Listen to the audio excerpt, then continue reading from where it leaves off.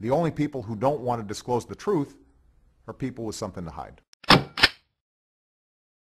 And they won't forgive you. He said now they're going to do the same to any one of us who dares to say anything about Obama's parentage.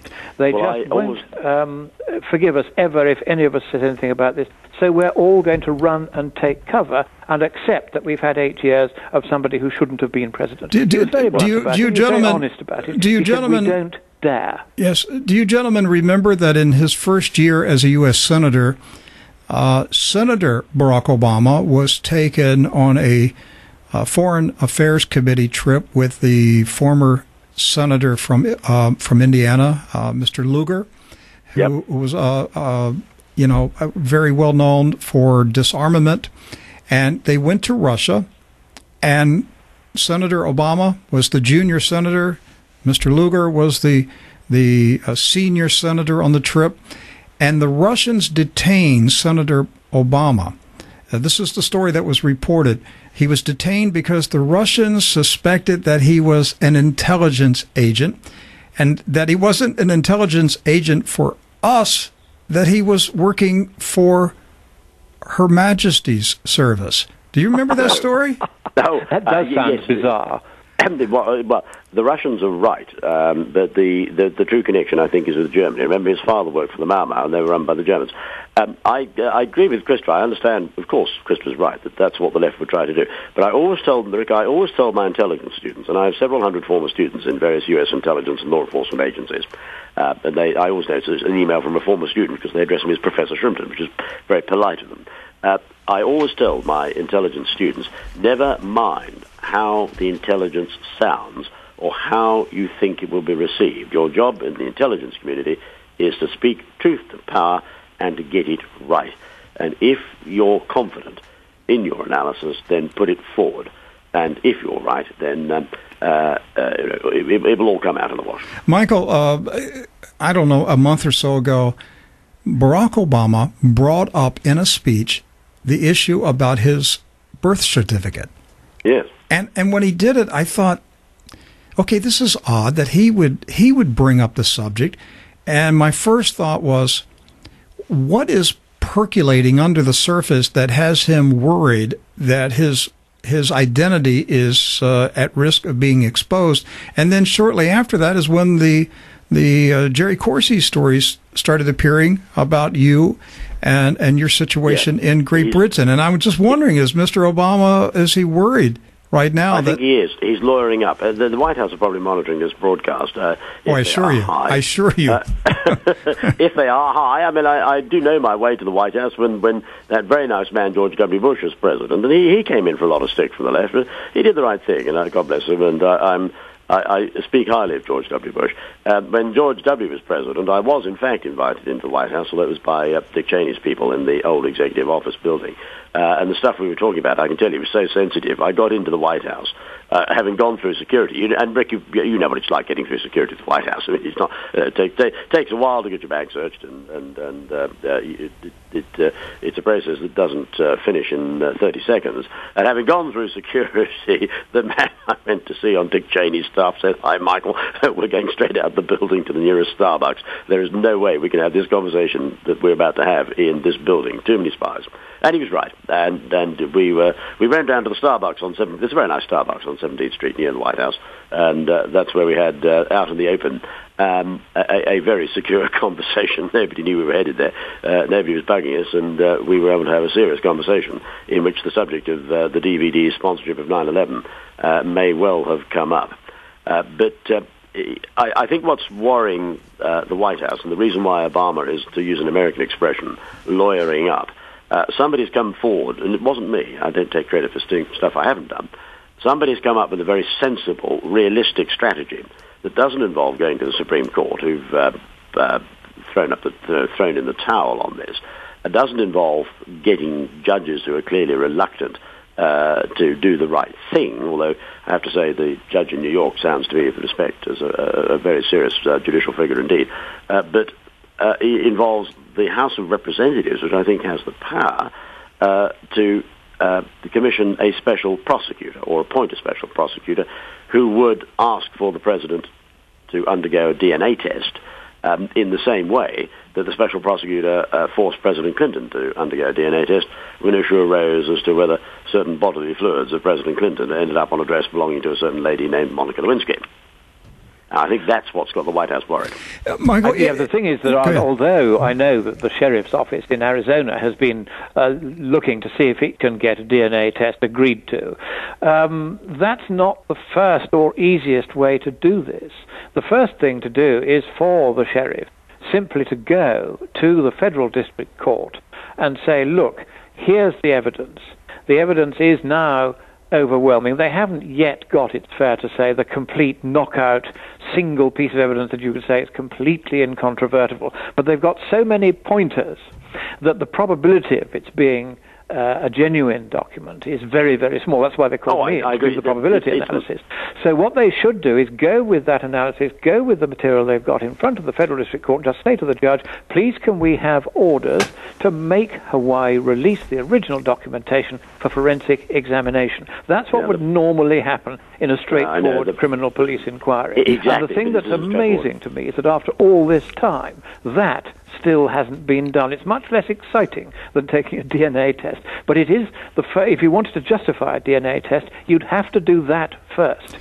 I talked to a former U.S. federal prosecutor on this subject, and I asked him, I said, if when you were a prosecutor, if a case had been brought to you that a man had applied for a U.S. government job that required security clearance, and in the process of doing the due diligence on this person's background, there were all kinds of glaring inconsistencies.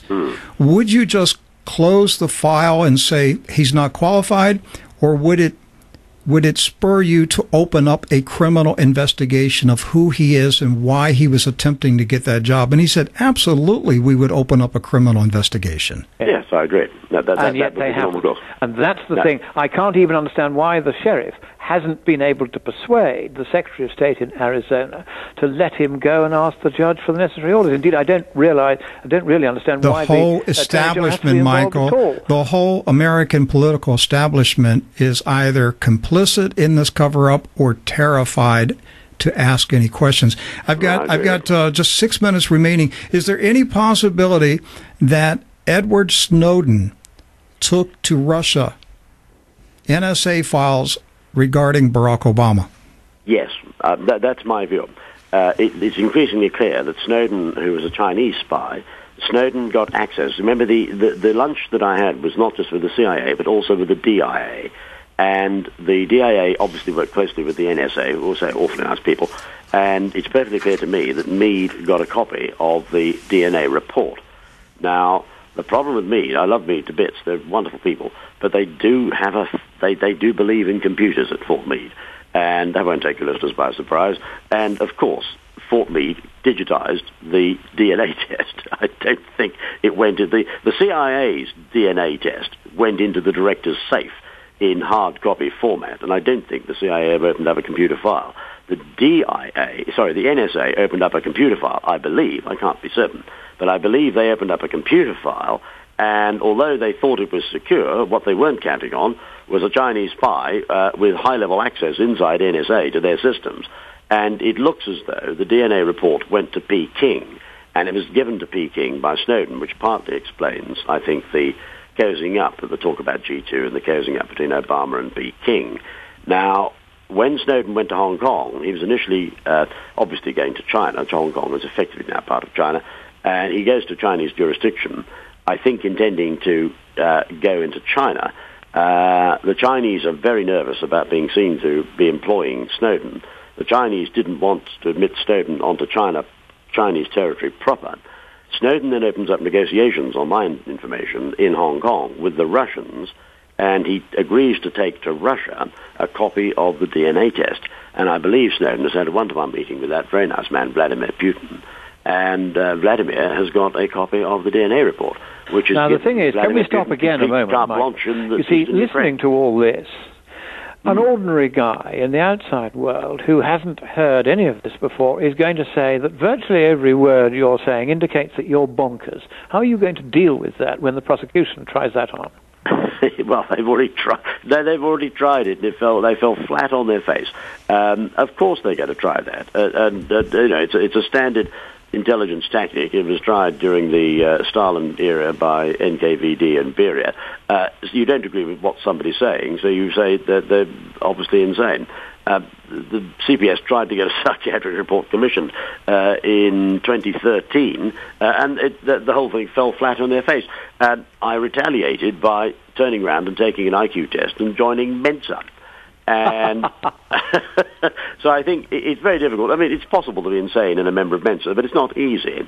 But I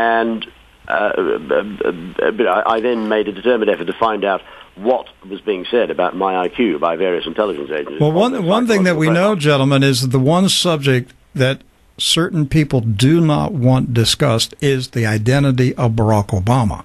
Correct. And I'm really puzzled by this because, if I were any sort of a red-blooded journalist in the United States, on whichever side of the fence, I would want to get to the bottom of this. Yes, exactly. Any good journalist would. Because journalists don't have to be quite so worried about their reputations.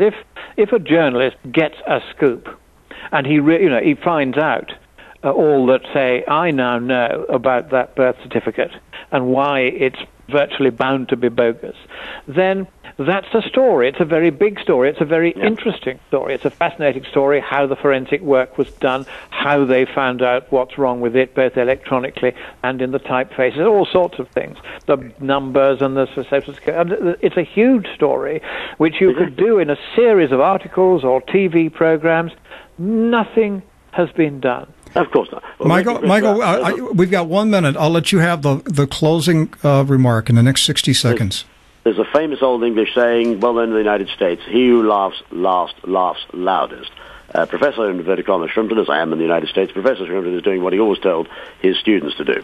Tell the truth, call it as it is, and don't worry too much about what people will say about you. If that is your analysis, then you go with it. I am prepared to take reputational risks. I have taken them. I think you have to. We can't, the truth is important. It's absolutely essential. The truth will not come out unless people are prepared to stick their necks out. Christopher's right. I have stuck my neck out. Well, so be it.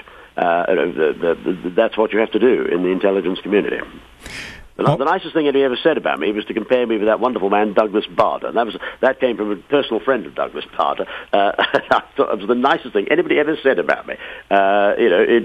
When you're in a battle, you line the other side up, and you close in on them, you open the throttle fully wide open, you put the supercharger up into full speed, you press the tit, and you fire away. You blaze away. Well, Michael, we will be following very closely what happens in your case in Great Britain. And I want to thank Mr. Michael Shrimpton and Lord Christopher Monckton for being our guest today. Gentlemen, thank you so much. We appreciate you being on True News today. The only people who don't want to disclose the truth are people with something to hide.